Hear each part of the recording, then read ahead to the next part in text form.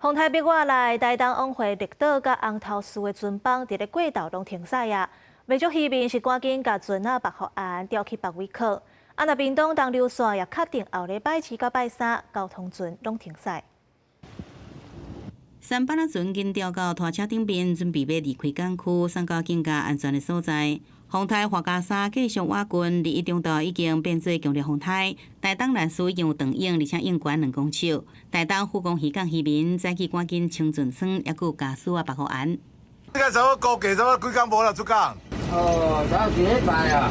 风台花甲沙有个月对巴士海峡通过，对南部也袂少影响。要送物资到小琉球岛上的屏东业者，趁早起好天气，赶紧甲物资运入东流线交通船。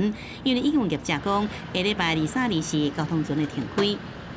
从凌晨开始，已经观察到浪高都会接近3公尺，那风力都在7级左右。哦，那这个东西是不能开了哈。那所以礼拜2预定是停航的，可能回不来。那有我们已经有做好打算，就是再预留1天。那海上渔船甲交通船境界有定10月初3举行的高雄美渔艺术节，本来平价这设备已经就要搭好啊，不过因为场所伫高雄港17号码头附近，当初另外佫赶紧拆掉，并且甲平价降落来确保安全。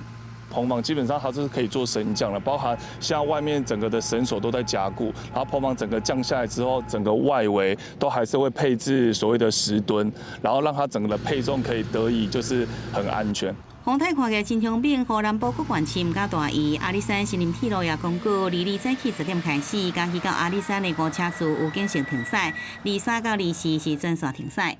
记者综合报道。